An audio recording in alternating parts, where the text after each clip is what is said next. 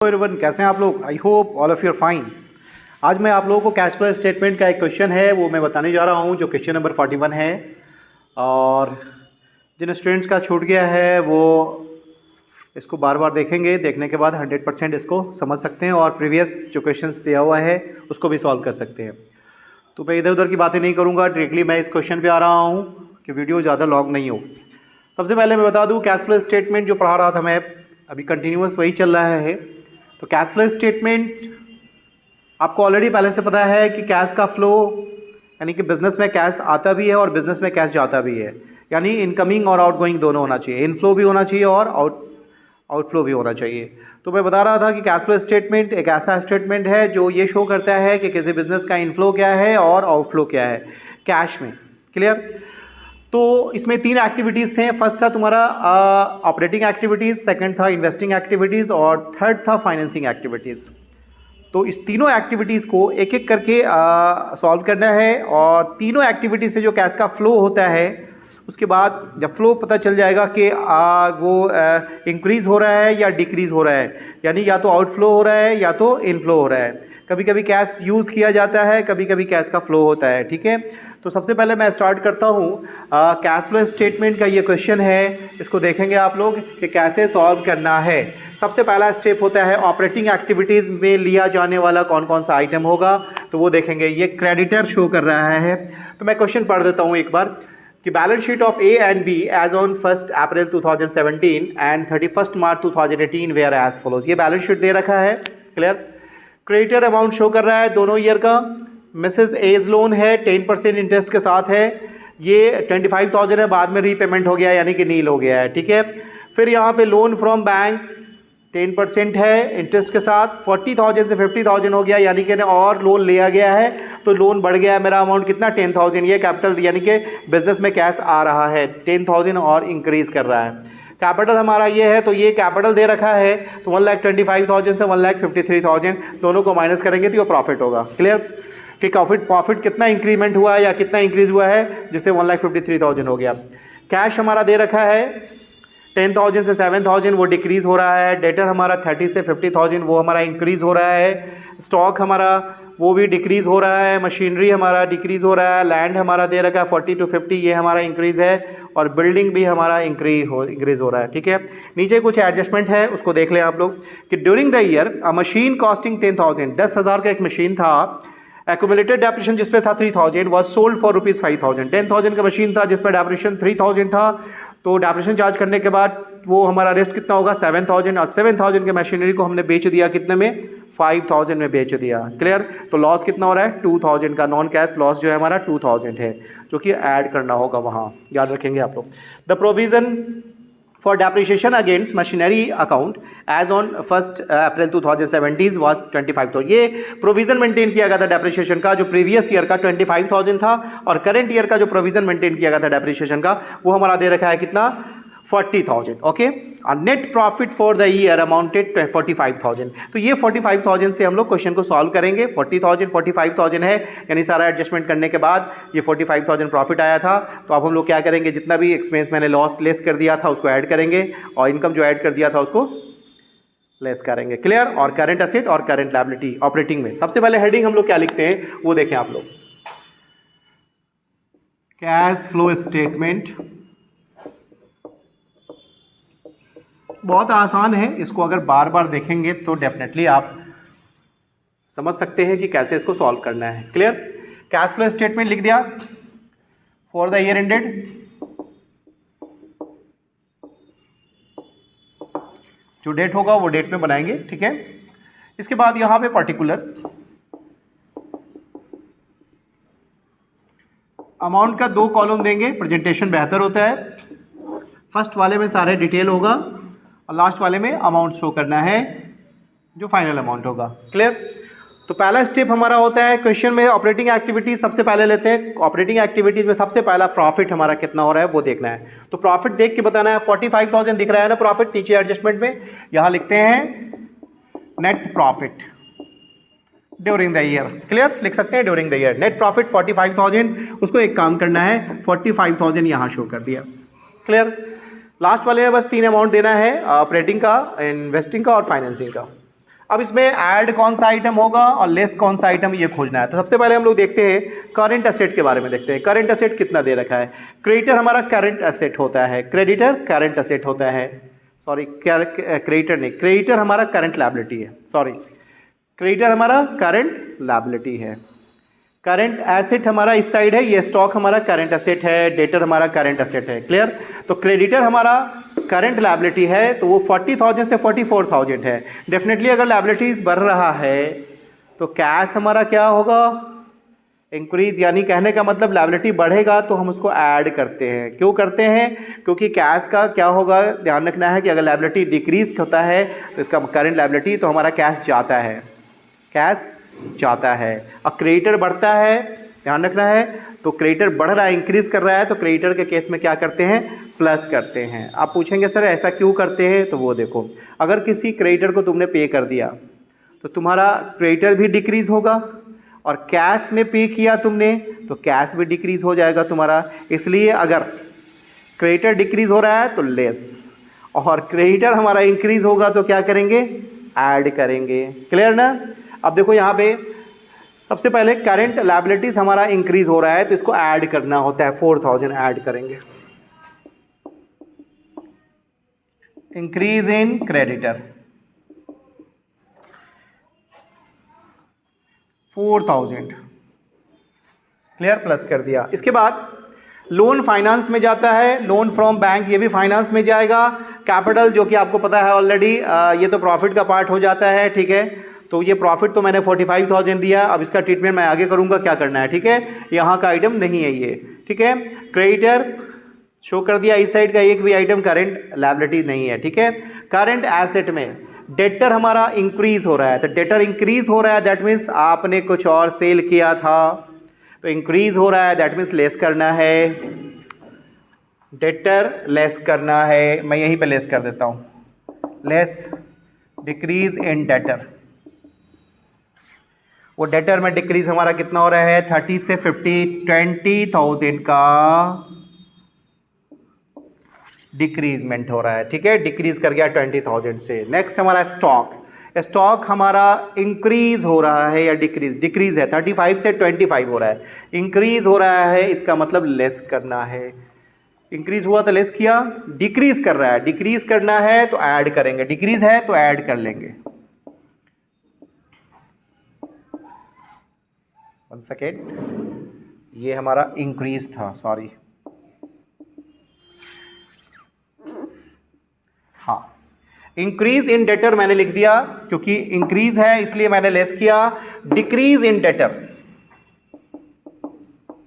Debtor नहीं है, stock होगा, stock, decrease in stock.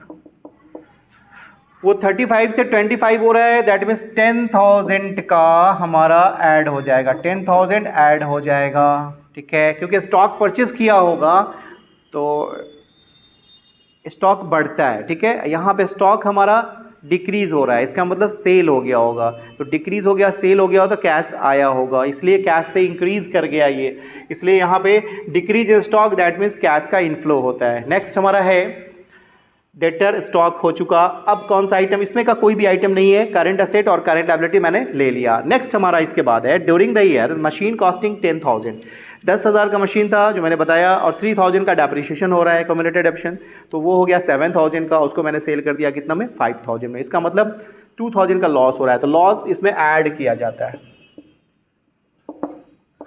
Loss on sale of machinery.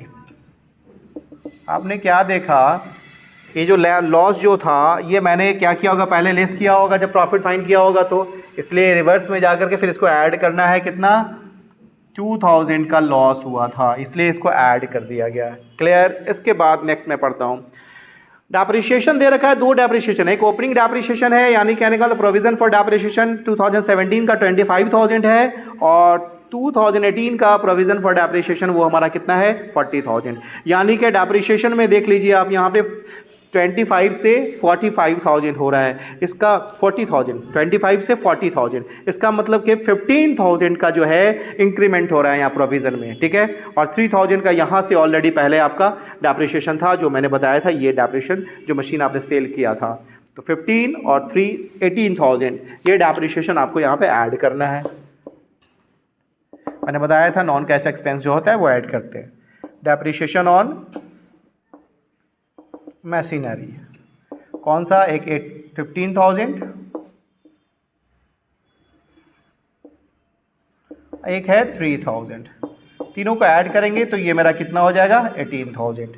अब भी देखते हैं एक और भी कोई आइटम जो करंट एसेट करंट लायबिलिटी हो गया, यानी ऑपरेटिंग एक्टिविटी में जाने वाला और कोई आइटम अगर है तो वो मैं देख लेता हूँ। हाँ, एक आइटम और है।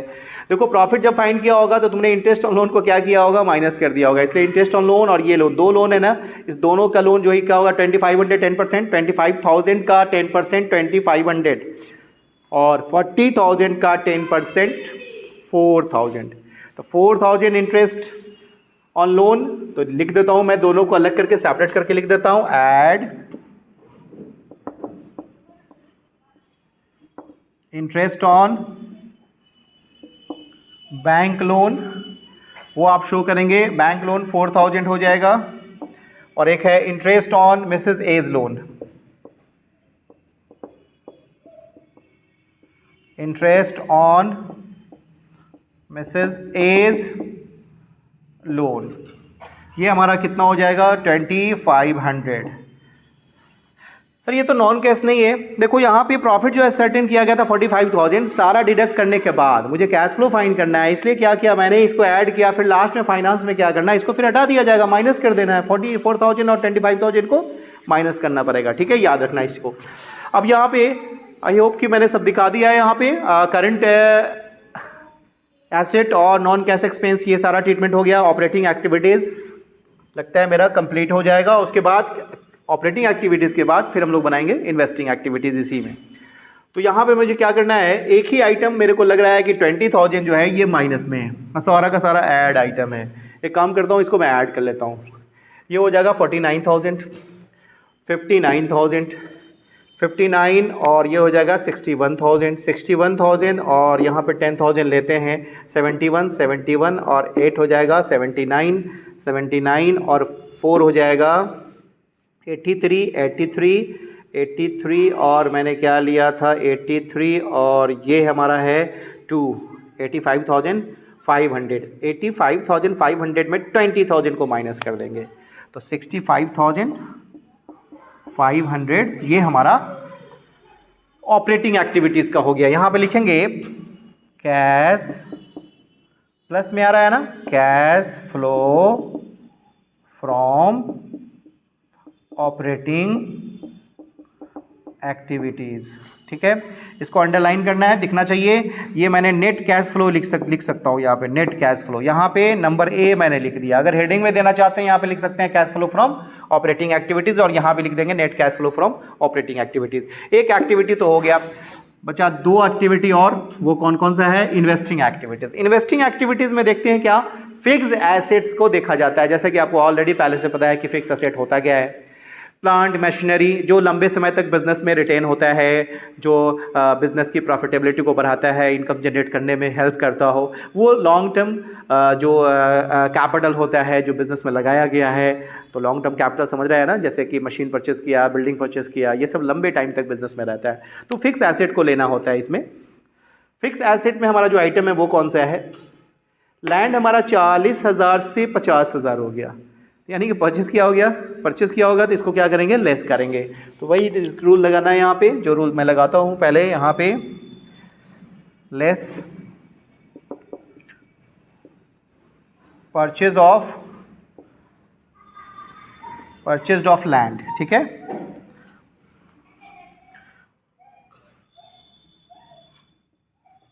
एक मिनट, परचेजेज ऑफ लैंड, तो परचेज किया, परचेज ऑफ लैंड हमारा कितना हो जाएगा, कितना का था लैंड, 40,000 था, 40,000 से हमारा हो गया 50,000, 10,000 का हमारा अगर वो इंक्रीज हुआ है तो यहाँ लेस करेंगे 10,000,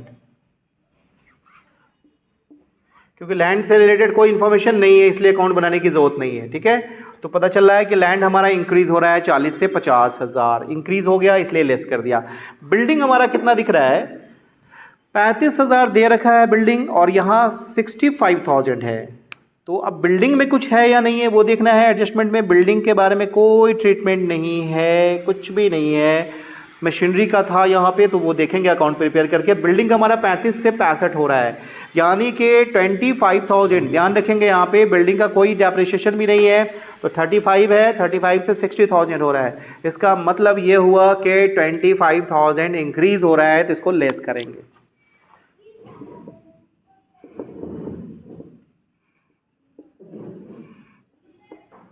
building purchased, purchase of building,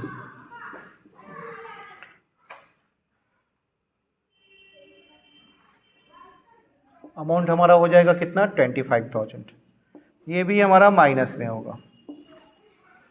ठीक है, मशीनरी के बारे में कुछ है या नहीं है। मशीनरी में है तो मशीनरी का अकाउंट बना लेना बेहतर होता है। ठीक है, वो मशीन का अकाउंट कैसे बनेगा वो देखें, क्योंकि मशीन से रिलेटेड कुछ ज़्यादा इन्फॉर्मेशन दिया हुआ अगर रहे तो मशीन अकाउंट बना लेना बेहतर होता है। मशीन अकाउंट कैसे बनाते हैं वो देखिए, मैं यहाँ पे बना रहा हूँ मशीनरी अकाउंट, मशीनरी अकाउंट। ठीक है, to balance BD, by balance CD। जब भी अगर कुछ ज़्यादा, अगर एक आइटम से रिलेटेड बहुत सारा आइटम दिया हो तो अकाउंट प्रिपेयर करके हम लोग परचेज और सेल पता कर लेते हैं कि मशीन परचेज किया गया या सेल किया गया। उसका फंडा है, मैं बताऊंगा इसके बारे में और डिटेल में। अभी सबसे पहले यहाँ देखेंगे मशीन का जो ओपनिंग बैलेंस है वो कितना है 80,000। 80,000 यहाँ शो कर दिया, क्लियर। मशीन के बाद 80,000 के बाद क्लोजिंग बैलेंस 85,000, 55,000, ओके, क्लियर। किसी भी कारण से अगर मशीन डिक्रीज करता है तो वो क्रेडिट में, जैसा कि मुझे पता है बेचा गया था मशीन 5,000 में, बाई प्रॉफिट एंड लॉस हुआ था कितना, उसका 2,000 का हुआ था मशीन को बेचने में। डेप्रिसिएशन 3,000 हुआ था, 3,000। अच्छा, एक काम और करना है, एक्यूमुलेटेड डिविजन दे रहा है ना, एक्यूमुलेटेड। ओपनिंग हमारा 25,000 है तो ओपनिंग बैलेंस 80,000 था, तो एक काम करना है 80,000 प्लस 25,000 एक्यूमुलेटेड डिविजन जो उसका प्रोविजन था, मेंटेन किया था, तो 1,05,000 ओपनिंग बैलेंस दिखाना होगा, 1,05,000। और इसमें भी क्या करना होगा, 55,000 था तो क्लोजिंग हमारा कितना था 40,000 था, इसको कर दो 95,000, यानी दोनों को ऐड करके। अब देखता हूँ कि अगर डेबिट में कम आता है तो वो परचेज होता है और क्रेडिट में अगर कम आता है तो वो सेल होता है। तो सबसे पहले क्या करते हैं, इधर 1,05,000 है और इधर हमारा है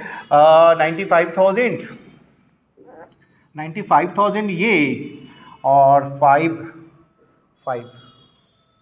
ओ ये भी 1,05,000 हो गया। वो नहीं परचेज हो रहा है और नहीं सेल हो रहा है, दैट मीन्स इसका कोई ट्रीटमेंट ये नहीं होगा, इसका कोई ट्रीटमेंट नहीं होगा। ये यहाँ पे कंप्लीट है न, बोथ साइड हमारा इक्वल होता है। होता क्या है कि जब भी अगर एसेट अकाउंट अगर बनाना होता है, कब बनाते हैं एसेट अकाउंट कैश फ्लो में, वो ध्यान रखिए, आप ध्यान से सुनेंगे।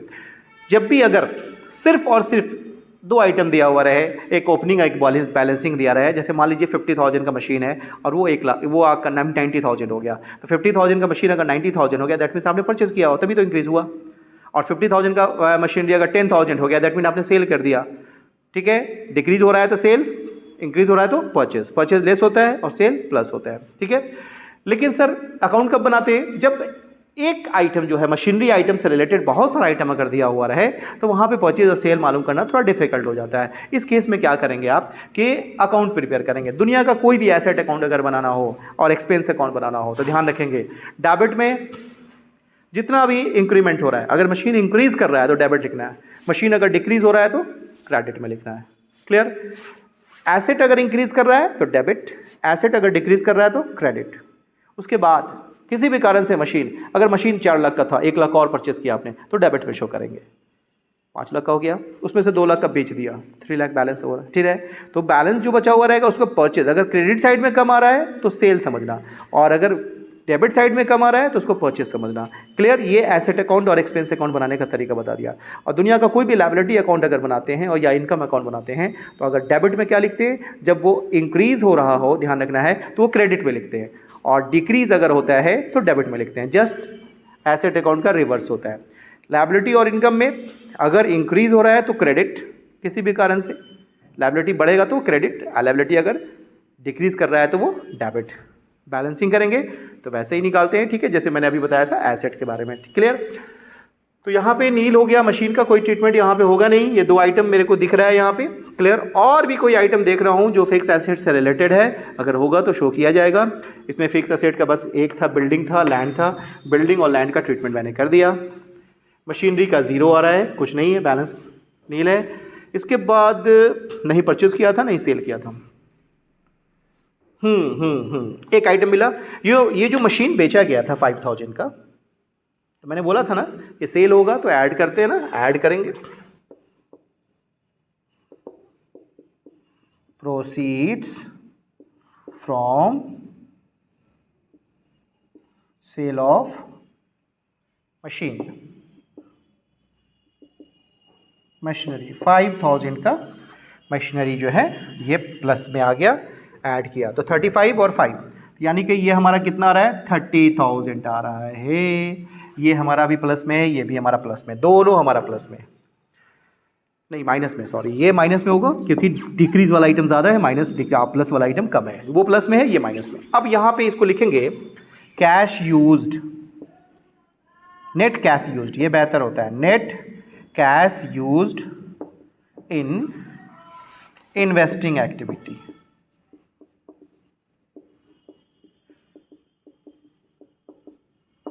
आपने देखा कि मैंने ऑपरेटिंग एक्टिविटी से आपका फाइंड कर दिया 65,500, इन्वेस्टिंग से भी फाइंड कर दिया जो कि माइनस में आ रहा है। अब हमारा जो नेक्स्ट, इसको अंडरलाइन कर दो, बेहतर होगा, थोड़ा सा रिफ्लेक्ट करना चाहिए कि ये ऑपरेटिंग है, ये इन्वेस्टिंग है। हेडिंग में भी लिख सकते हैं आप यहाँ पे। इसके बाद फाइनेंसिंग एक्टिविटीज़ में मैंने बताया था शेयर्स, डिवेंचर्स, इन आइटम्स को लिया जाता है, लोन इनको लिया जाता है। तो सबसे पहला आइटम देखता हूँ मैं कि लोन हमारा 25,000 था और लोन यहाँ पे 0 हो गया, लेकिन लोन का जो पेमेंट करेंगे विद इंटरेस्ट करेंगे ना, तो 25,000 और यहाँ पे कितना है फिर 10%, तो 25,000 उसमें 2,500 और ऐड करेंगे, ऐड करके इसको पेमेंट कर देंगे, ठीक है। तो ऐड करके पेमेंट करेंगे तो कितना हो जाएगा 27,500। यहाँ पे लिखेंगे less payment of loan, loan का पेमेंट किया विद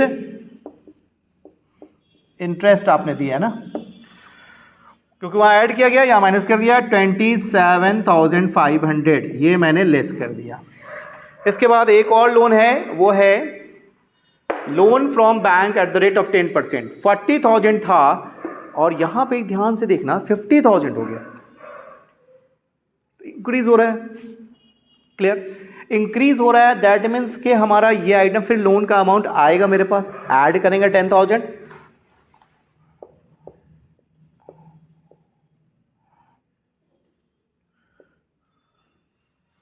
लोन फ्रॉम बैंक, उसमें तो 0 हो गया तो पेमेंट कर दिया, इसमें 10,000 और लोन ले लिया, यहां पे 10,000 मैंने दिखाया, शो कर दिया 10,000। क्लियर? लेकिन याद रखना कि इसमें एक आइटम लेस होगा क्योंकि उसका जो इंटरेस्ट होगा 1 ईयर का वो लेस करना है,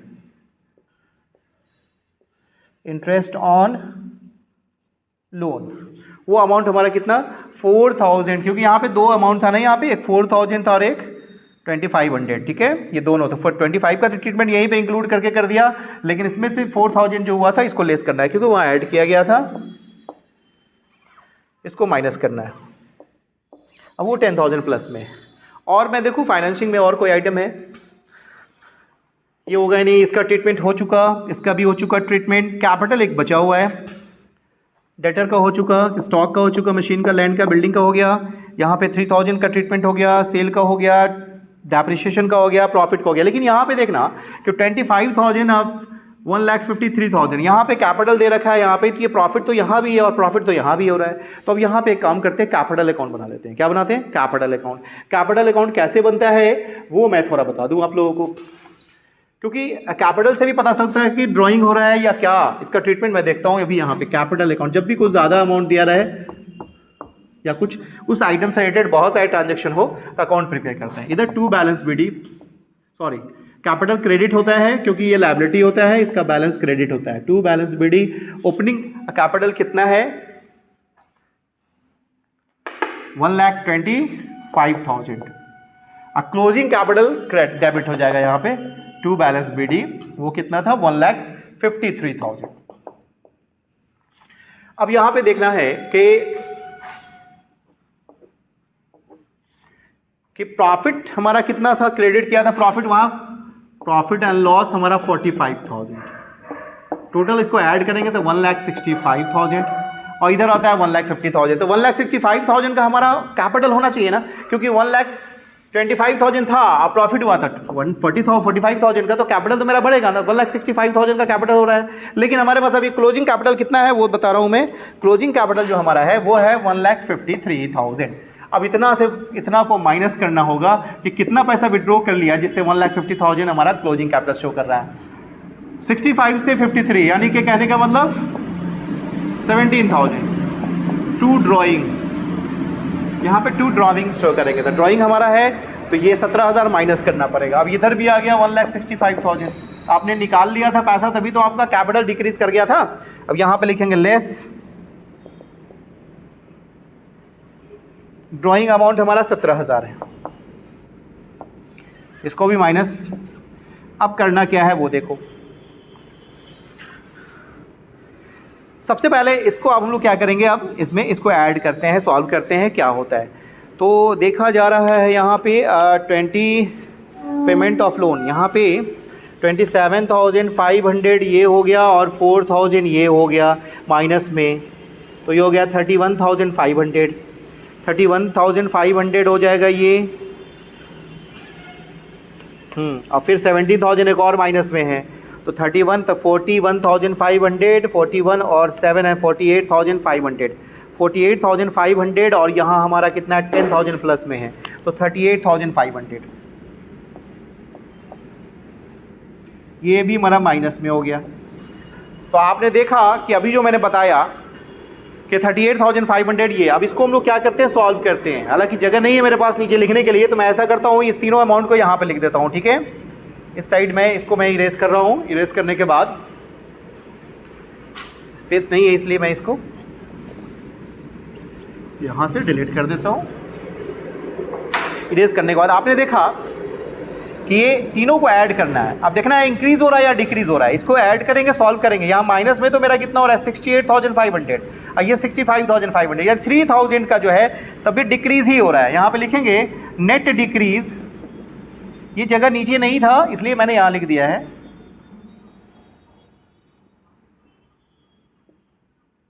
नेट डिक्रीज इन कैश 3,000 हमारा जो है ये डिक्रीज, यानी इस तीनों को सॉल्व करने के बाद ये 3,000 आ रहा है। तो ओपनिंग बैलेंस कैश का कितना है मेरे पास 10,000 है। Add opening balance of cash and cash equivalent, वो कितना है 10,000 का ओपनिंग बैलेंस शो कर रहा है। तो ये इसको सॉल्व करेंगे तो ये 7,000। अब मुझे चेक करना है कि वहाँ क्लोजिंग बैलेंस 7,000 है कि नहीं। आप लोग बैलेंस शीट में देखें वहाँ 7,000 होना चाहिए। Closing balance of cash and cash equivalent.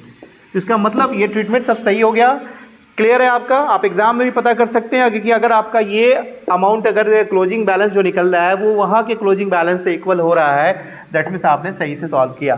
तो मैंने ये बताया इस क्वेश्चन को करना क्या है। सबसे पहले ऑपरेटिंग एक्टिविटीज़ में जितने भी नॉन कैश एक्सपेंसेस है, नॉन कैश इनकम्स हैं, उनका ट्रीटमेंट होगा, करंट एसेट का ट्रीटमेंट होगा, करंट लायबिलिटी का ट्रीटमेंट होगा, क्लियर। उसके बाद इन्वेस्टिंग एक्टिविटीज़ जिसपे हम लोग सिर्फ और सिर्फ फिक्स एसेट को लेते हैं, क्लियर। और फाइनेंसिंग में जो है उसे हम लोगों को जितने भी शेयर्स है, डिवेंचर्स है, अगर लोन लिया है तो इंक्रीज़ होगा,